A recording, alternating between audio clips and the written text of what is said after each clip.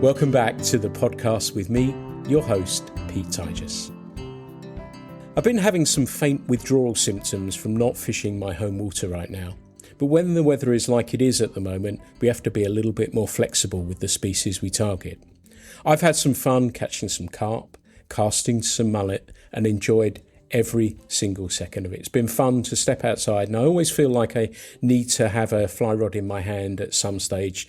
I don't never like to leave it too long, and these little diversions have been great fun.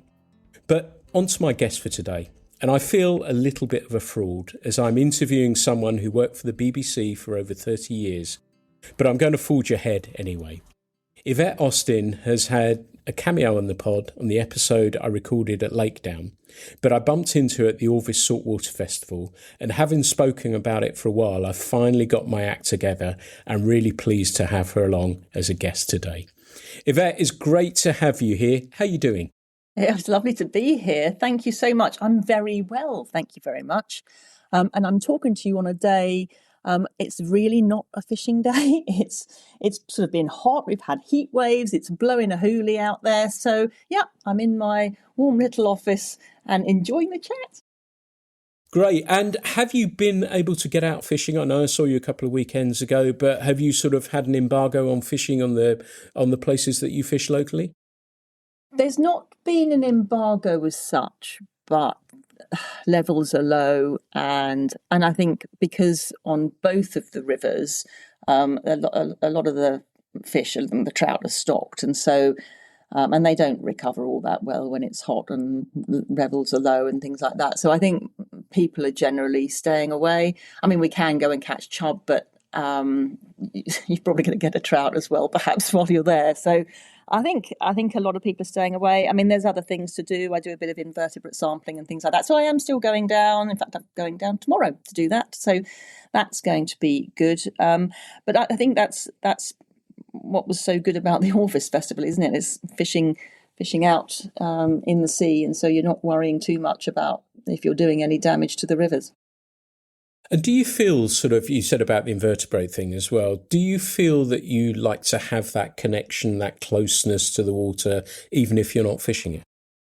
I do, actually, because it's you know as well as I do, it's just so lovely to spend a bit of time by water, running water, the sound, the trickling of it sort of just going past you, and you can close your eyes and just sort of think, oh, that's nice. You know, when you've had a busy day or you've got a busy day coming up, it's just nice to just take a bit of time out. And that's, I think, you know, what a lot of fishing is about, really, isn't it? And it's not about the catching the fish. It's not about the casting or anything. It's just about taking a bit of time to yourself, where you're thinking about nothing else but catching the fish. And I think that's, again, with the invertebrate sampling. I mean, you're doing the you stick the net in front of you and you're doing the kick sampling, and you're making sure you're doing it right, and you don't want to get too many rocks or too much weed in the net, and so it's something that you're concentrating on as if you were fishing, really, isn't it? I mean, you're just in the water, taking time to yourself and enjoying the moment. It's interesting what you said there as well, because often people talk about these stages of fly anglers wanting to catch fish, loads of fish, big fish, the tricky fish. But I've discovered in recent years, I don't think I ever went down that route. And from what you were saying then, made me think you feel similarly, or have you been that way of evolving as an angler? I always like to catch a fish. I mean, we do. It's that lovely feeling when you suddenly get that pull, and you suddenly there's a fish on the end of your line, and then you've got the problem of getting into the net. But I'm not a very confident fisher. I genuinely will go to the river not expecting to get anything, and so I think it's become one of those things for me that I'm going there for the time. I'm going there for me, for the enjoyment rather than catching a fish. Because if I went to the river every time, sort of desperately wanting to catch a big fish, then I think I'd probably be, well, I might have given up, actually, because I'm not very good. I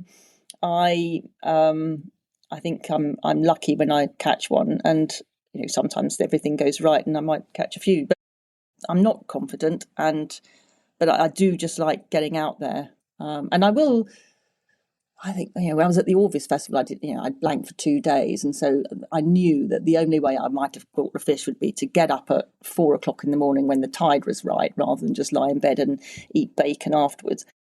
I knew that I made an effort, and it was lovely getting out there early in the morning. And yes, I caught a fish. Well, of course I would, because I was in there at the right time, in the right place, with the right things. But I did have to force myself to go out, and I'm not an early morning person, but it's just getting out there and enjoying it. And that was very interesting what you said about and I know I've netted fish for you at Lakedown at that event, and you seem to be fishing incredibly well to me. And it's fascinating when people say about I'm not very good, and this perceived level of good to outstanding to, and I've been very fortunate that I fish with many, many people, some very, very well known, who all get stuck in a tree. Or, casts don't always go to plan. And I think what you've done there is actually hit it on the head and say it's all good, isn't it? Because one of the terms I was going to use when you were describing your fishing is a kind of a glass half full, no matter what, because you're happy to be on the river, you're happy to be out, and the fish happens to be that happy part of it that sort of fills the circle in some respects. But do you see it that way, or is it all good? It is, isn't it?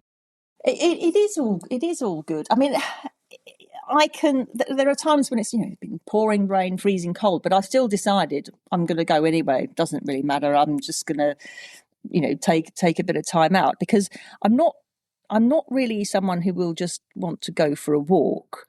I did have a dog, and that sort of forced me to go for a walk. But I think sort of just going for a walk is a bit. It's not something I like to do something whilst I'm doing something else, and that's I always like to try and multitask. I think it's because I've just been busy all my life, and it's just something I do. And it's not. I don't do it consciously, but I like to make the most of my time, I suppose, what it is. And so if I'm fishing as well as going for a walk or looking at wildlife, or I'm doing a few things at once, and I think that's part of the enjoyment for me. I'm doing a few things that I like doing. I'm walking, I'm out, getting fresh air and enjoying nature. I might be looking at bumblebees or butterflies or insects, and I'm also fishing, and I'm looking at the water, what's going on in the water. So there's all sorts of stuff going on at the same time, and that's what's nice for me. I'm not very good at just sort of concentrating on one thing at a time.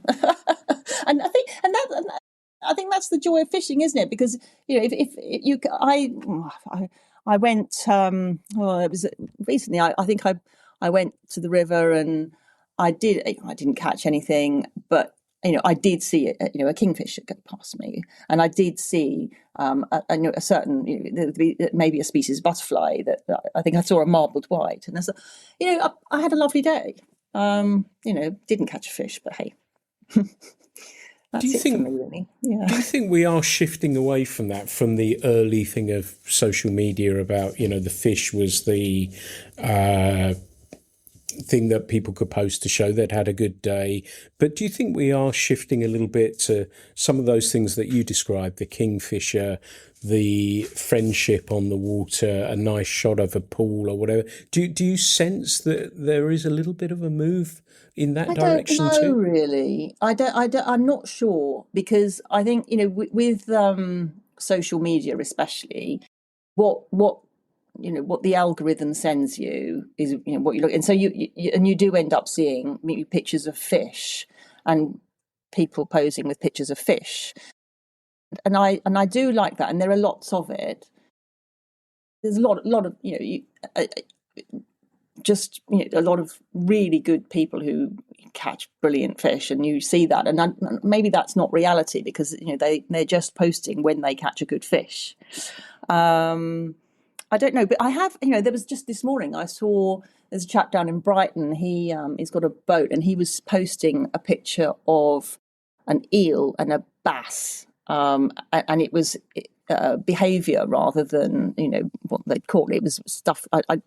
And I like that when you see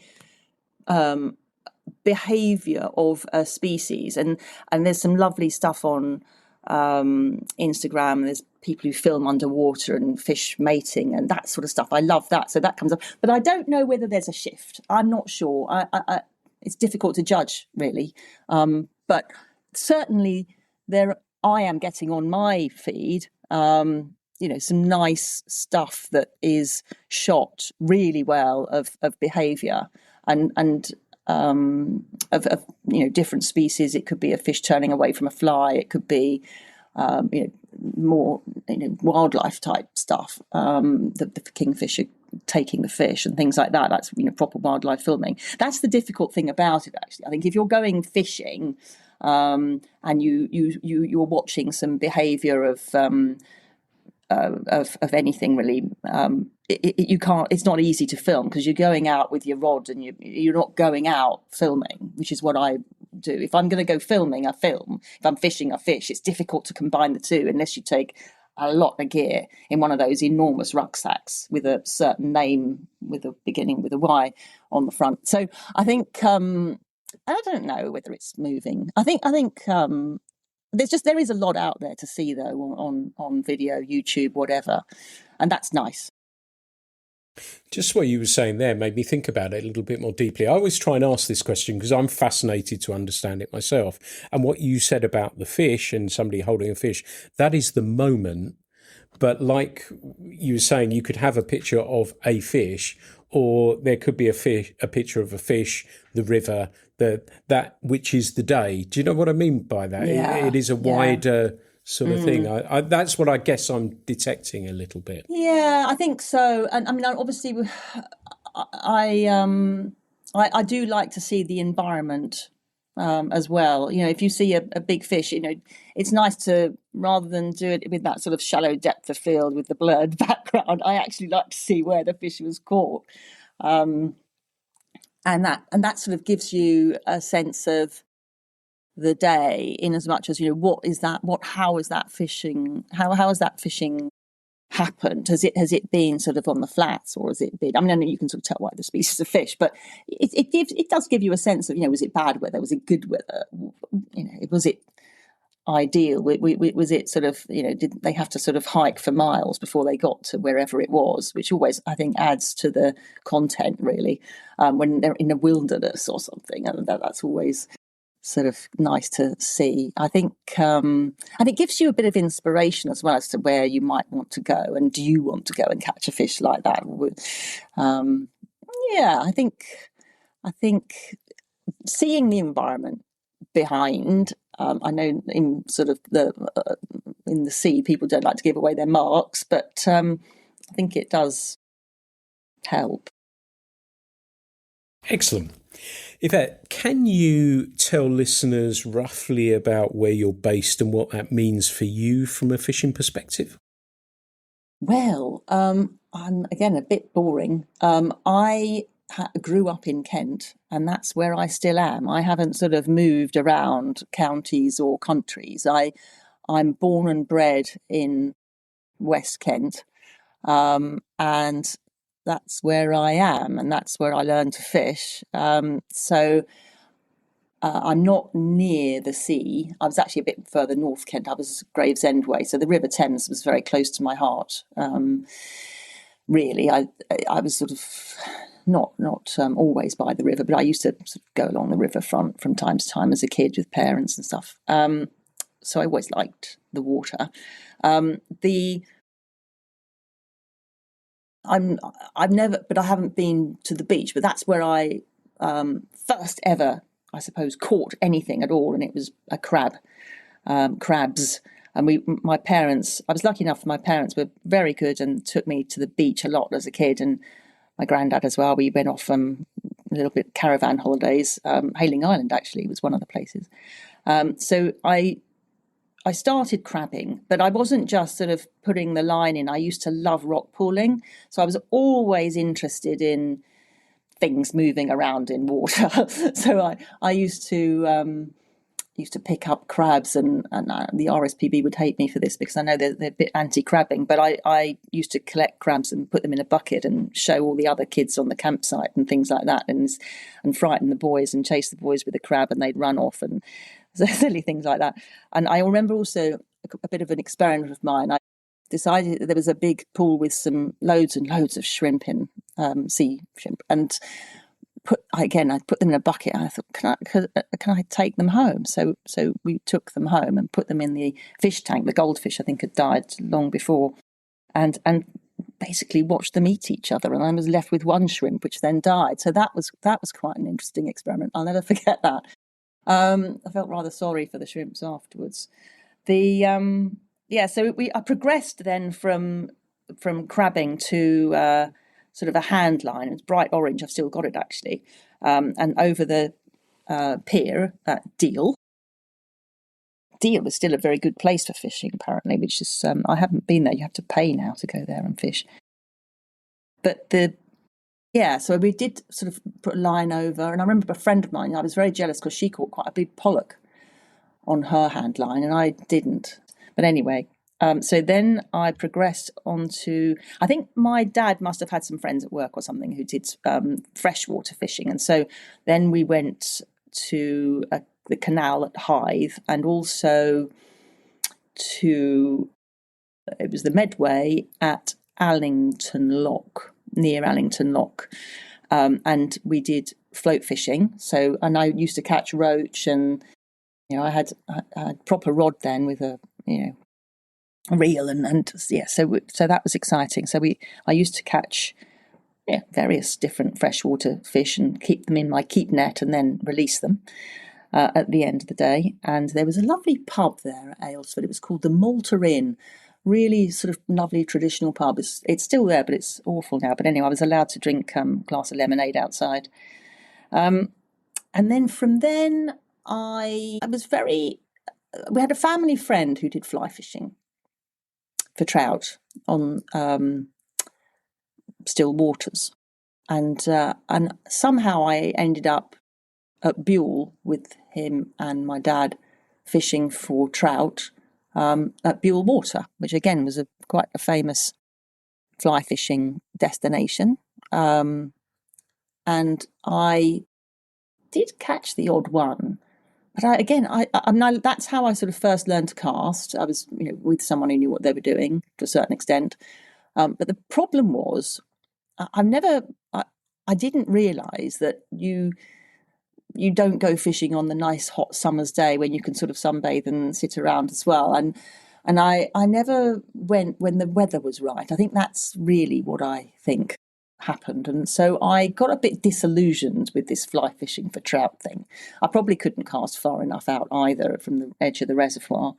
But then we went over to Walthamstow. There was some lakes or something over there, and I caught quite a few there. But I got a bit disillusioned with Buell, and that was I think the only place, at least the only place my dad knew to take me. And so I was 18. By then I was about 17, 18. And so I stopped. There was other things I was doing. But I sort of started work and things like that. So fishing took a back step. But it always sort of stuck with me. What was nice, I remember when I was fishing as a kid, was that I also used to do gymnastics. I was quite good. I was in the British team, and so every evening I was in the gym, and so it was all. And I didn't. That was it really. I did gymnastics and I did school, and so the fishing bit was one of those. I think when I look back, I must have really enjoyed it because I was just doing something else. My mind was on something else. All those things that we say now, mental health is sort of the buzz phrase, isn't it, for it all now? I think it was good for my mental health back then when I was training really hard. And I don't know why I gave up. Anyway, I think I just got busy doing other things and a bit disillusioned. But it always stayed with me. And then it's sort of and then there's the next chapter of me starting again. So maybe, it was definitely a child thing. It started as a kid. So, and I think it does with a lot of people, doesn't it? And that's that sort of curiosity. And I was, of course, the other side of the Thames to you at a similar sort of time. And my grandparents had a caravan on the Isle of Sheppey, which was the greatest crabbing place around because there were rocks, I guess, post World War II to stop anything landing. So we'd be forever turning over rocks looking for crabs, doing exactly the same, putting them in buckets. And I wonder if that's what also makes us curious about many things, but also curious about fishing, because I see it as an extension of fishing and the things that we've done and why we're interested. And even now, I was talking to Don Stasiker actually this morning about fishing and about how we feel about it. And I was saying that I'm still curious about the carp aspect of it, the mullet aspect of it, the casting aspect, all of those different things. And I wonder if there is something that's always deep-seated in there from those early days of turning over rocks to now how we view, I guess we're talking about it in a fishing context, but I guess the curiosity thing could veer off into many different avenues. But do you think that's a start of something, either consciously or subconsciously? I think so. I do worry these days about sort of kids who are just looking on their phones and stuff rather than actually being out there, whether it be messing around in the garden or in a park or on the beach. And I worry that what inspired me, I suppose, probably to go on to do fishing, that won't be there with the kids of today who don't get those opportunities. And what is their adult life going to be like if they haven't had that inspiration from something real in their childhoods? But I do. I mean, I think I was always interested in the natural world. So I think I was always interested in the natural world. Even as a small kid, when I used to catch butterflies in the garden, I was looking at caterpillar. I remember as early as at nursery school, I was looking at stag beetles, which you'd be lucky to see now, but under the tree in the school field. I don't know whether I think I was always interested in the natural world, and that won't come to everyone. Some people will run away from that and be scared of it, and perhaps they will probably go on to do something other than fishing. But I think I think people who are interested in fishing will be interested in wildlife and the world around the natural world, I think. And so there is something, that the path is there, I think. And I think I'm born. You're born with it. The natural world. I think if you're interested in it as a kid, then I think that, the path you follow will be something that, you'll always have a hobby or even work in that field. Like people, I suppose, who are very good at sport or something, when they're born, they might dance brilliantly as a kid and go on to be a ballerina. I think that path is there naturally. Yeah, absolutely. That sounded a bit rubbish, didn't it, really? But no, not in the slightest. Not in the slightest. Really, really, that's what I like with these conversations, as I said before we started recording, was that we go down these fascinating wormholes and they'll resonate with people because people will think about lifting up rocks, and it could be in a pool, it could be wherever it may be, looking for bugs, whatever, and it resonates. And I think that's really, really important. Moving on a little bit, that you said about, you had an amazing career in gymnastics. And then how did fishing come back to you? And was it fly fishing, or how did that come about? Okay, so my work for the BBC has been was as environment correspondent for the past 25 years. I left the BBC last year. And so as an environment correspondent, I was almost working as my hobby, really. I was always looking at things, wildlife, as well as the dark side, the pollution and waste and things like that. But I did have the opportunity to talk to a lot of people who were really, really interesting and experts in their field, and I certainly did quite a lot of that when down in Sussex, talking about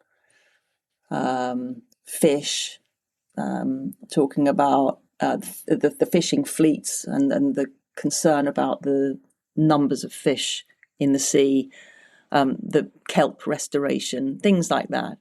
And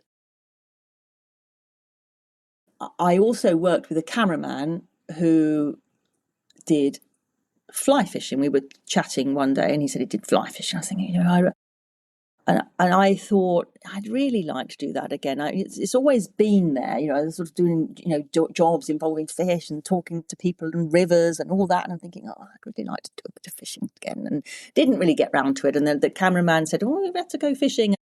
And then we didn't actually get round to it either, before he left and went off and did much better things elsewhere, and in for BBC National. But it was like, I really want to go. So there was a burning desire to have a go, but I was really scared. I know this sounds really funny, but I know there aren't that many women who go fishing down to the local rivers and local still waters. And so I don't know if it was because I was a woman. I was just really scared, because I thought my success when I was a teenager was very minimal, and it was a very long time ago. And I was thinking, I don't know. So I bought myself a fly rod. I'm sort of practicing on the lawn, and then I plucked up the courage to go to a still water near me in Oxted, and I'm going to shout out to them because they were fantastic. It's a Coltsford Mill fishery. A number of different lakes there, really interesting place to go, kingfishers as well. And they were just so encouraging. Everybody who was there was so lovely, so kind, so encouraging, so supportive, not patronising, and really it sort of got me back into it. And so I started going there once a fortnight or something, and then from there decided to progress and try out river. So I now belong to two river clubs, one on the River Darrant, which is chalk, and the other one, the Tees, both in Kent still. And the Tees is more, goes through clay and very flashy and very different to the Darrant. So I get and also the Tees, that it's all year round because they've got amazingly, they've got some grayling. So it's nice to be able to go back again, and I don't go as often as I should, but I do like going, and it is nice to be back.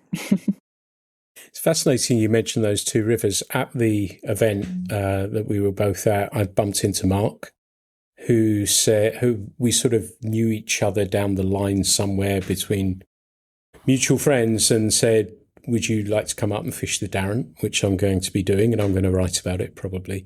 And of course, I remember the Tees as well, because they used to advertise in the very magazine I work for now. They did, in Trout and Salmon. And I remember that was a long, long time ago. Yeah. And I thought, wow, that's not so far for me to go. And they've got grayling. Yeah, that advert was the one I responded to join there. And now there's a waiting list, quite a long one. I think the Darrant too. So yeah, it worked. The ad worked. And it's interesting you mentioned you went like myself, the traditional route or what was perceived as the traditional route from still water to moving water. Now, I've seen you fish on a still water and you look perfectly at home there. Do you have a preference? Is it still water or is it moving water for you that you prefer, or is it all good? Well, I like both actually, because I do like the moving water because it's more natural, and I like catching chub as well, and there's dace and other fish all in there, and they're fun to catch when the trout aren't playing ball, and I like watching the different stages of the river and the other wildlife around the river. On the Darrant, we've recently found a place where there's water voles, so I quite like looking for those. I mean, there is obviously, well, I mean, at Coltsford Mill, it got the kingfishers. I saw a snake go across there one time. But I think on the river, and also when you're on the river, you are, to a certain extent, I think with the invertebrate testing that I do as well, you're also looking out for problems, potential. So you could, you feel that you're a bit of a very small piece in a big jigsaw when it comes to being a bit of a guardian of the river. So that I find, I like that. I like that. But the rivers are obviously more challenging. Reading the rivers I find quite difficult. I'm getting better at that. But I do quite enjoy sort of you've got the challenges of the river, which is the trees, the narrow bits, the fish are always under the most difficult area to cast and things like that. So I do quite like sometimes going out into a wider environment where I can really get that casting going, because I really enjoy the casting aspect of it as well. Because I think that's all to do with my gymnastics background. With I like things, timing and getting it perfect and that sort of thing. I enjoy that too. And on the river, you're really just trying to sort of, where I am, there's a lot of it just trying to flick it in the right place at the right time, and that's challenging. But I quite like sort of the open, the freedom, if you like, of a nice big cast. And you said that you'd practiced your casting on the lawn. Does that mean you're a self-taught caster, or have you had some advice and help along the way, or you figured it all out? Well, I don't know really what happened when I was a teenager. I think I just had a bit of help with the chap who, I sort of picked it up. I think kids pick it up better, don't they? When I was at Coltsford Mill, they gave me a bit of a help as well. Then I spent a bit of while at Buell with some lovely people who are part of the, I can't remember what it's called now, the casting course that you can do. So I did a bit of a casting course with the instructors there briefly. So I have had tuition. I didn't sort of specifically sort of go to someone and say, help me cast, but I have had tuition, and Charles Jardine, bless him, has given me tips from time to time. So I have had, help from the best. And double hauling, I learned at the South of England show. I was working at the South of England show for the BBC, and I noticed that just a little way away from me was some fly fishing demonstrations and things. And so during my lunch, well, I didn't get much of a lunch break, but during a bit of a break, I popped over and they did some double hauling with me, which was how I learned to double haul to start with. So yeah, I've had help. I've had help from some really lovely people, and some brilliant people. And at the Orvis Festival again, there's always workshops and people around you who can give you some tips. So I don't think there's never a shortage of people who can help you learn to cast. And when you're on the river, let's take the river for example. How do you like to fish? Are you a dry fly or die, or are you a nymph angler, or are you a combination of both, or whatever you feel is appropriate for the day's fishing? I'm not dry fly or die, because I mean most of the time on the Darrant and the Tees, actually the fish don't rise all that much. Or maybe I'm just not there at the right time of day. But so they don't let us use indicators. I mean, you could do a dry dropper, so I do that a bit, and it's lovely when they take the dry. If I think I can get something on the dry, and I will always try, that's where I'll start, I think, and then I'll sort of turn to the nymph if it's not working. There's a lovely chap called Nigel Nunn who fishes on the Tees, who ties some fabulous flies, which are totally different to any of the others. And I like to, he's very sweet, and he ties me some flies that I can try, test them out and things like that. And they usually work. and he's got some fabulous. I'm sort of advertising here, aren't I? Which I'm not really meant to do, or am I? Because I'm now not part of the BBC. I don't know, but anyway, his flies are fabulous, and I do. I always try and get some. I get a nice fish on the dry so that I can send him a picture, which he likes. So yeah. And Nigel, of course, he knows the teas, so he knows what's what works, and he'll send me the odd version to try. And yeah, no, I like a dry. I definitely do, because it's just nice to see that fish, isn't it? Just take it. I mean, it's yeah. Mind you, I also quite like it when you've got the nymph and you think, is that a fish? I think it might be. And then, or sometimes you can, if you take your rod out as you thinking you haven't got one, and you have got one when they just take it on the when it's coming out. So it's all sorts really. I don't mind. And are you the sort of person who will fish for the day? Do you choose your time? Do you grab a couple of hours? How does it work for you? Do you allocate time in and how do you allocate it? I think that's why I don't fish enough, really, because I do have to allocate it. I think, right, on Wednesday I'm going fishing, because if I don't, I'll get busy doing something at home and then I just won't get out, and I get to the end of the day, I think that's really frustrating. I really should have gone today. It's been a perfect day. Why didn't I go? But the rivers are sort of 20-25 minutes away, so it's not as if they're on my doorstep. It's not a long way to go, but it's a bit of a drive. And so if I get busy in the garden or something, because my gardener, I don't have a huge garden, but because I was working, I did need help with it, and he became a lorry driver, and so now I'm having to do the gardening, which is again really annoying. I need to get someone to help me. But anyway, that's I digress. But I can easily get distracted, is what I'm saying. And so I really need to solve that problem. I need to allocate more days fishing. That's the wonderful thing about Orvis Festival, and when you go on trips and things, it's actually there in the diary, and you can't be doing anything else. And so that's what's good about sort of organised trips. So I do need to do some more allocation. So thank you for reminding me about that. I need to actually, look at the weather and put it in my diary that I'm going fishing.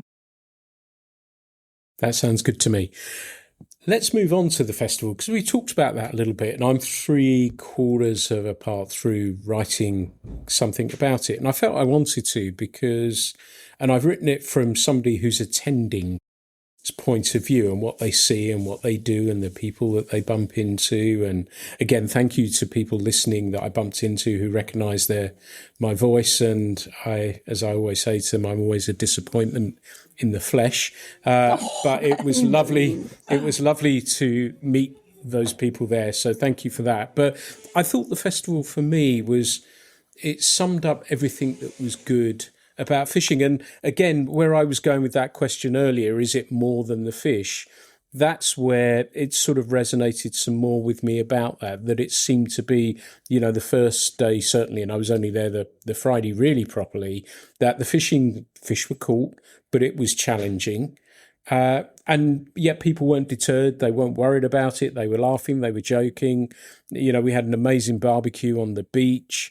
It just seemed to be everything that's good about fishing. And I noticed, and I watched these sorts of things, that people who didn't know each other were just chatting, because we've got this common thread that binds us all together. And it felt to me as though, and I often ask, where do people think fly fishing looks? How does it feel? If you were at that event, I think you'd have said it looks pretty good, wouldn't you? Definitely. And I do think that, that festival, I've been going since pretty much the beginning. It has got better every year. In more demonstrations, more workshop type things, more things to see, more things to talk about, even more places to go.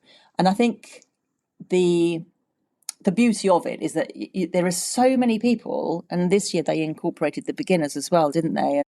And I think that was nice, because you got the beginners being able to talk to people who are a bit more advanced, and just that coming together, bringing together of everybody. It really has quite a vibe doesn't it? I think and there were more women there, and I fished with a lovely lady called Zoe on the first day, it's the first time I've actually fished with another lady for a few years, because I used to fish occasionally with Yvonne Webb, who sadly passed away, and that was really sad.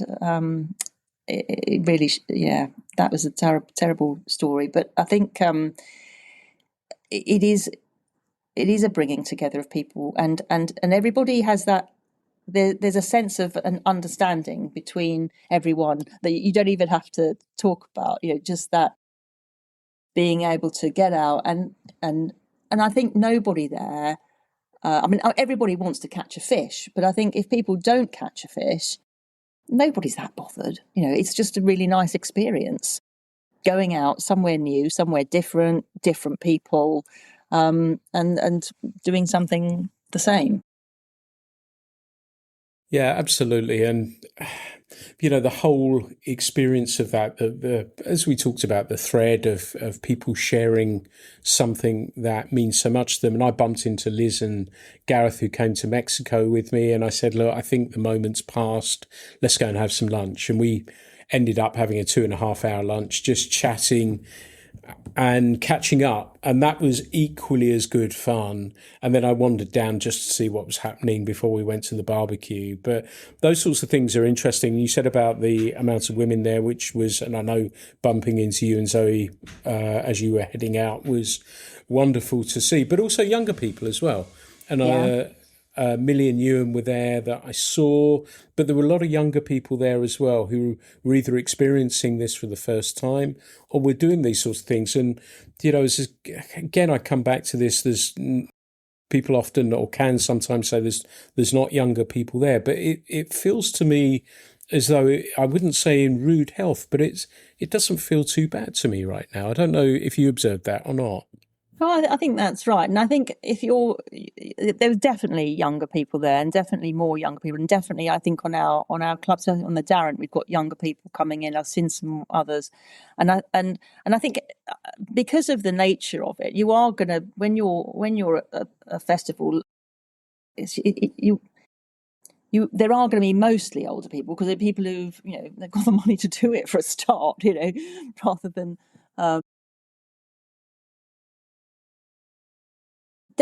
Yeah, I think fly fishing is definitely in a good position, and I think it's becoming more popular. I'm sure it is. I don't think it's seen like it used to be as a sort of a posh sport. That's gone, and I think the sort of the saltwater fly fishing has really helped that. And that's really important, I think, because young people don't want to do something that's considered a posh sport. They just don't. Mostly, I think. And myself, what do you think? What do you think about that? What about the younger people coming into it and the perception of it? Absolutely. I think it was perceived, and in some areas it still is. I think socials have opened that up to show that it's not the case. And, I do firmly believe that we are having younger people coming in because they think it's cool. I think if we had public land, I think that would bring more people into it as well. The dynamics changed a little bit, and you talked about when you were younger, and certainly when I was younger as well, that I was slightly feral, and that doesn't appear to happen in quite the same way. So it makes building into those outdoor pursuits like fishing, whatever those other ones may be, slightly more difficult. But for me, it definitely feels as though we're okay. I think the really important thing to remember is we're not a majority pastime. We're a very, very small little pastime, and we're never going to super explode. It would be lovely to see more people out, but we're never going to be a huge pastime. I think if we can understand that, and I'm okay with that, but I think if we can understand that, then we know where we are within this. So there's not this panic, well, there's got to be people coming in, because they are. They've always been coming in. And I always liken it to a ladder, that as we get a year or two older, we step up the ladder and somebody comes in at the next level of it. And that's how I've always seen this. And I also think that fly fishing is almost sort of a step on from how I did it. I learned to float fish and crab, and then I sort of progressed, might be the word I suppose, but went on to fly fish, and that's and as a kid, young people might be doing float fishing, but then they will perhaps go, if they want to sort of take it on, they might then go on to fly fishing when they get a bit older. The fishing for schools, the charity, that Charles is involved with, I think that's brilliant, and there are others too. That getting young people on the water. I think that's the thing. You get people fishing. Once they're fishing, it's just how you fish. It's not anything really much different, and it does take a little bit of work, doesn't it, to cast and things like that. Kids will pick things up really easily, but it's I think that there is that progression, that possible progression of going on to fly fishing from the float fishing world, bait fishing worlds, and I think that definitely happens. And I think I was just talking to one of my friends the other day who fishes. She's just started fishing. She's a bit younger than me. She's started going with her husband and off the beach casting, and I said to her, "Well, would you fancy fly fishing?" She said, "What's that?" And she didn't know what it was, so I explained it. She said, "Oh yeah, let's go, so have a go." So, and those sorts of conversations are can lead to other people getting involved. So I don't know, but I think we're in a good place. Yeah, I think you're right. Let's move on a little bit. We both share a love of fishing the streams of Italy. I'm only just recently back. What makes it so special for you? Now I am a fan of Italy. I love Italy. I first went to Italy when I was doing a gymnastics competition. It's beautiful, isn't it? Italy is just fabulous. The scenery, the food, the people, everyone's so friendly, just everything about it. But when you sort of go on those tourist trips, you generally don't get to see the wilder bits, and when you're a tourist, you don't get to talk to locals so much. So when I saw the Dolomites advertised that it was at the Orvis Festival, and I thought, "Oh, now that sounds fun." so we and also because my husband doesn't fish, it's ideal because he goes skiing up the mountain and I go fishing sort of a bit more down the mountain, so we can go on a holiday together and do our own thing. And so that is a draw, of course. But the Dolomites are just stunning, aren't they? The Sarka River is where I go, or the tributaries as well, and it's just so different. The fish are different. You've got these wonderful marble trout. You've got fantastic, beautiful, stunning little browns, and it's a different world. It's a different world to the Darren. It's big, it's wide, but the fish are so spooky as well because it's so clear, and so you don't. It is just a different experience, and we've been for a few years now. I have caught some rather large marble trouts, which are amazing to catch, but I've also caught dozens and dozens of little, beautiful, stunning, perfectly formed marbles and browns and hybrids as well, and they're just as fun. It's just a different world, and I just, it's almost the two one loves in my life. I've got Italy and fishing and wildness. It's all coming together with a nice meal in the evening as well, and some wine. That's the real advantage there, isn't it? And we've got countries nearby, but there is the food aspect to it as well, which is amazing. And I think it was last year I was fishing with Stefano, who's a mutual friend, and he just went over and found a farmer and bought some cheese. And we sat down and just ate some cheese that was just, and that whole aspect of it is. And he is just an amazing guide. He's not just guiding fishing, he just guides you as you say, the cheese, he knows everyone, and, coffee, whatever. It's like being part of the community almost. Yeah, that whole thing, like you say, and that came about purely because of the podcast I did with Vito. And I said, how do you start the day? And he said, with good coffee. And I said, I'm in. And that was it. And that's a relationship over the last 5-6 years that once, twice a year I'm out there because I love it so much. And it's such a special place for so many reasons, some of them that you touch on there. But have you travelled to many other places with the fly rod as well? Or is it Italy that keeps you entertained? I have only been to Italy, but I did actually take my fly rod to Africa. I went, my husband and I, when we got married, we went on a safari because my husband, he spent his younger years as a child in Africa. And so we went back on our honeymoon, and then we decided that we wanted to take the girls. So we went we've got two, they were sort of older teenage girls at that point, a few years ago. And we went on a safari in Zambia, on the lower Zambezi. Now, I knew there were tiger fish there, so I took my fly rod, and I did actually manage to catch one quite small one, but it's the wrong time of year because they tend to really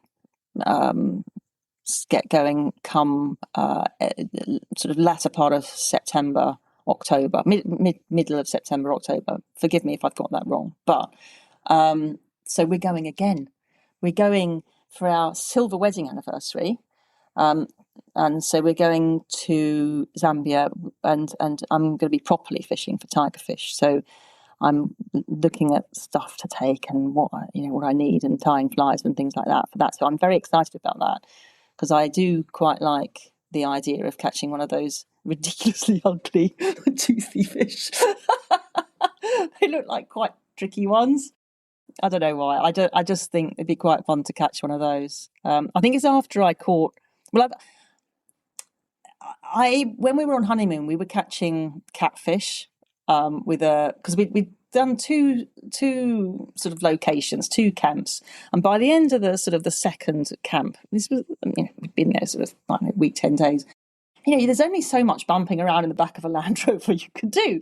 And so we went in canoes on the Okavango Delta, and we were catching catfish, and the sun was going down, and we had a beer, and it was not fly fishing, it was spinning. Yeah, so we and my husband actually fished.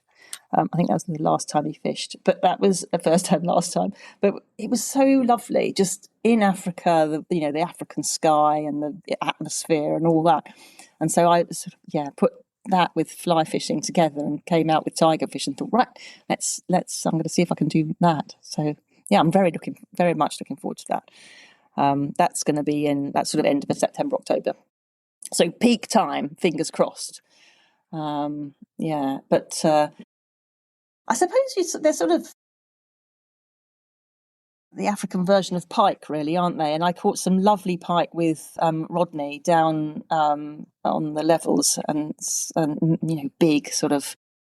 They are beautiful though, pike. I'm not sure I'd call the tiger fish beautiful. Maybe I will when I see one properly up close. But pike have got amazing, and that's again another thing about fishing is just looking at their scales and looking at their skin and the colours, and just lovely.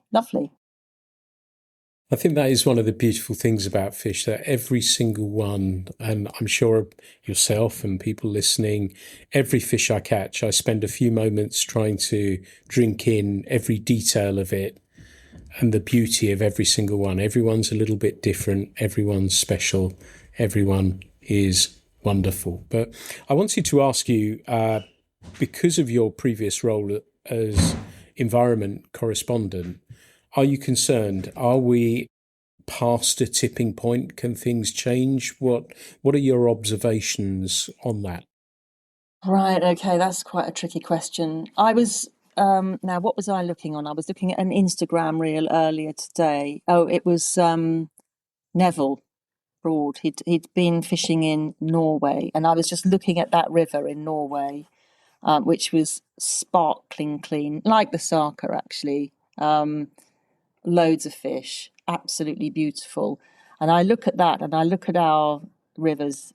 And I can only really talk about the southeast, and I think there is no way our rivers are ever going to look like that. I don't think. I don't know. I mean, the Darent is pretty clean because it doesn't have a sewage works on it yet.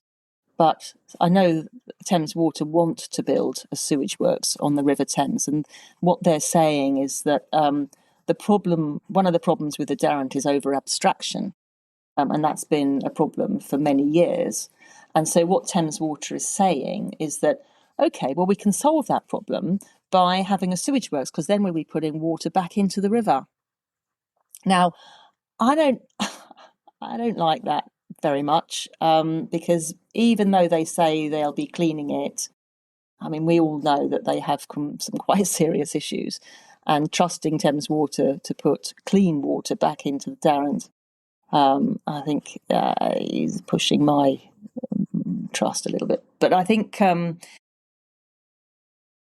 I'd love to see our rivers clean, fresh, beautiful, without pollution. But I do think with increasing populations, increased housing, increased need for water, increasing discharge, whether it be clean or not. I mean, there's always going to be pharmaceuticals, etc., in the water that's discharged, unless there's some really serious science goes on that finds some sort of solution. I don't know. I think it's an uphill struggle. I'm hoping some of the really serious, the really bad episodes of discharging into, raw sewage into our rivers. I think that will end at some point. I do hope it will. I have to have some hope, and I do hope that ends. The sea as well. There must be science and construction, the new methods. There must be ways to, and investment. There must be ways to improve the problem of serious sewage discharges. But I think it's going to be tricky to end all pollution and from water companies and farms and elsewhere. It's not just water companies. So I don't know.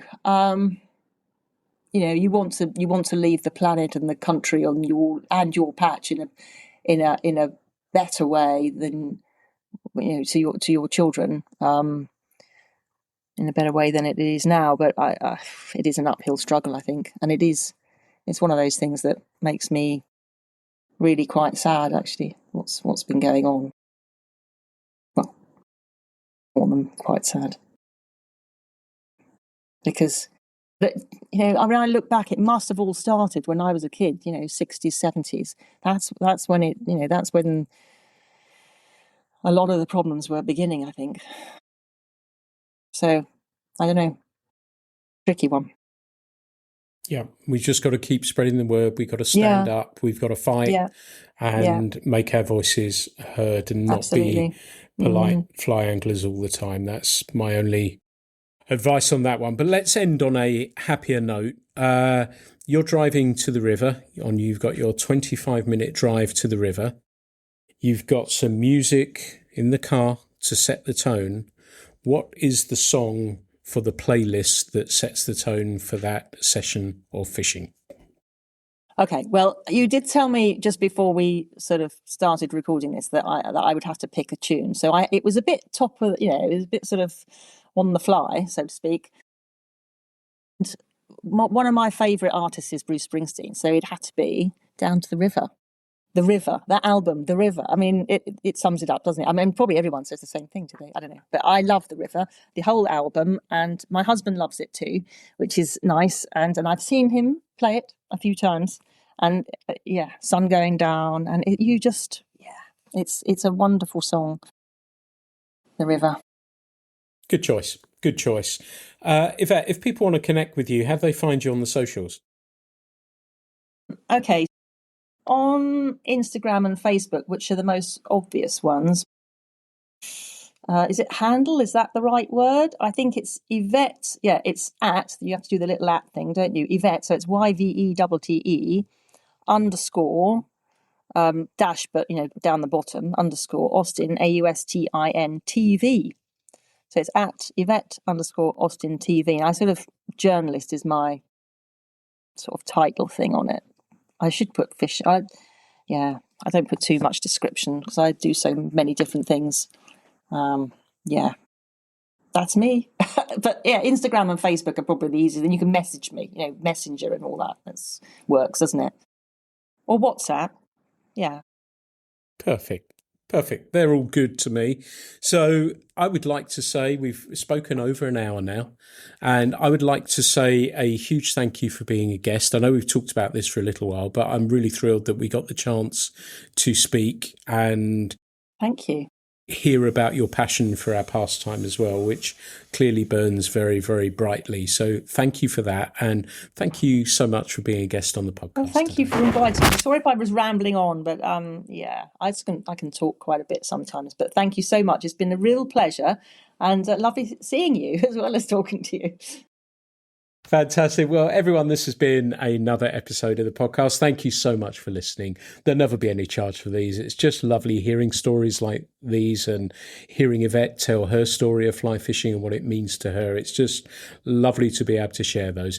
There'll be some more episodes coming very, very soon, but thank you so much for listening. Thanks for listening to the Fly Culture Podcast, brought to you in association with the Voice of Game Angling, Trout and Salmon, where Pete is the editor.